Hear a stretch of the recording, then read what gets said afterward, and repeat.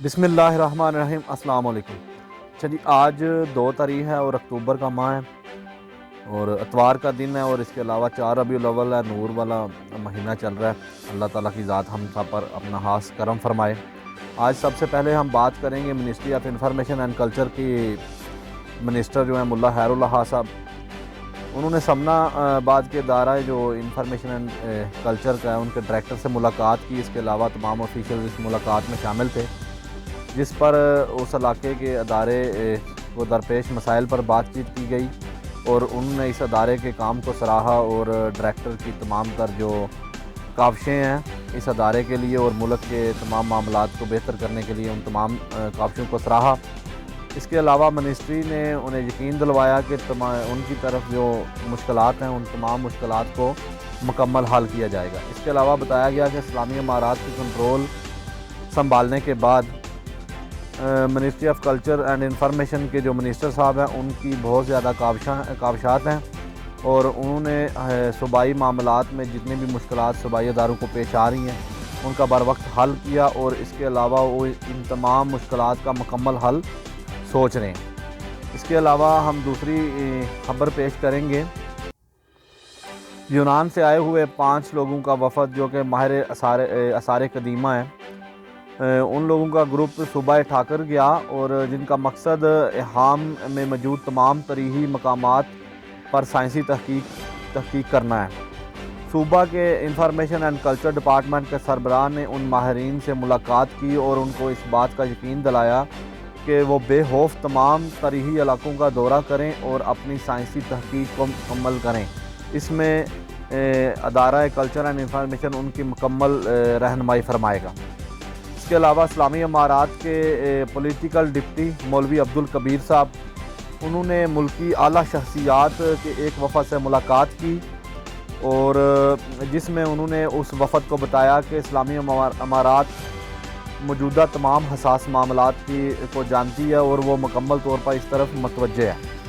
اس کے علاوہ انہوں نے بتایا کہ ہمارے دروازے پوری دنیا کے لیے مذاکراتی طور پر کھلے ہوئے ہیں، اور انہوں نے مزید بتایا کہ امریکہ کے ساتھ ہمارے مذاکراتی تعلقات اور مذاکراتی کام ابھی تک بھی ہو رہے ہیں۔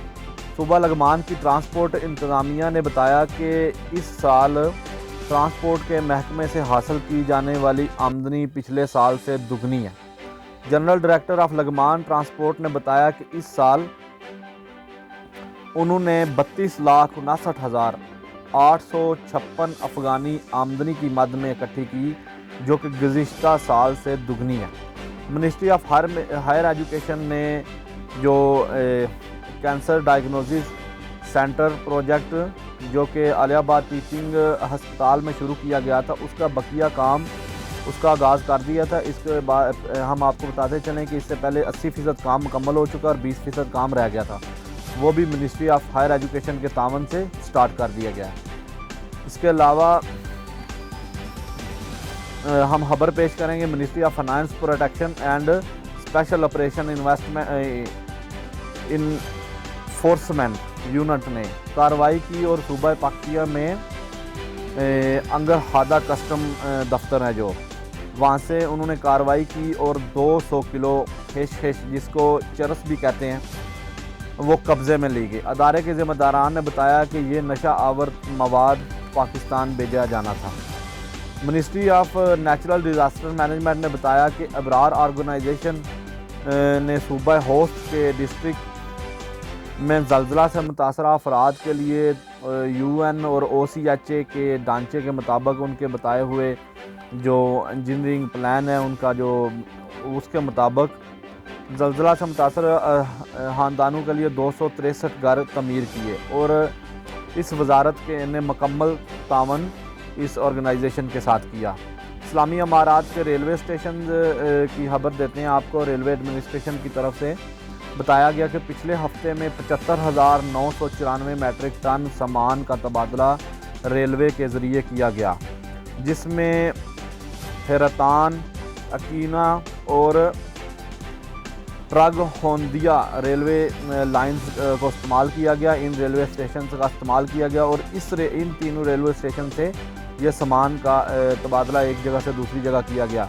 ये तमाम तर सामान रेलवे स्टेशन को फ़ायदा पहुँचाने का। आप इस बात का अंदाज़ा लगाएं कि इस्लामी अमारात के लोगों को, इस्लामी अमारात के बनाए ये जो तमाम तर अदारे हैं, इन पे कितना इत्मीनान है कि वो दूसरे जो है वो ट्रांसपोर्ट के ज़राए को इस्तेमाल नहीं कर रहे, वो गवर्नमेंट के ज़राए को इस्तेमाल कर रहे हैं। और इससे ये भी पता चलता है कि रेलवे हुकाम की पॉलिसियाँ कितनी अच्छी हैं।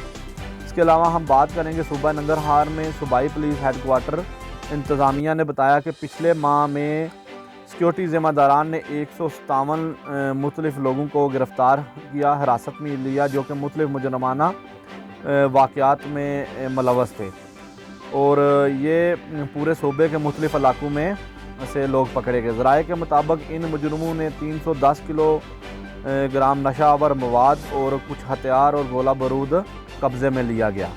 इसके अलावा हम बात करेंगे काबल न्यूज़ की रिपोर्ट के मुताबिक हालिया दिनों में होने वाले माहदे की, जो कि रूस और इस्लामी अमारात के हकाम के दरमियान किया गया, जिसमें गंदम तेल और गैस की इस्लामी अमारात जो है वो रूस से इंपोर्ट करेगी। इस वजह से पूरे मुल्क में अशियाए हुर्दोनोश की चीज़ों में वाज़िया कमी आई है। अब हम बात करेंगे तुर्की की सदर तैयब रजब अर्दगान ने फ़िनलैंड और स्वीडन को धमकी दी और उन्हें ये बड़े खुले अल्फाज में ये बात की कि अगर उन्होंने अपने वादों को पूरा ना किया तो उनको नेटो मेंबरशिप रोक दी जाएगी और इस बात पर जोर दिया कि जब तक उनकी पोजीशन उस वक्त तक उनकी पोजीशन बहाल नहीं की जाएगी जब तक वो अपने किए हुए वादे को मुकम्मल नहीं करेंगे।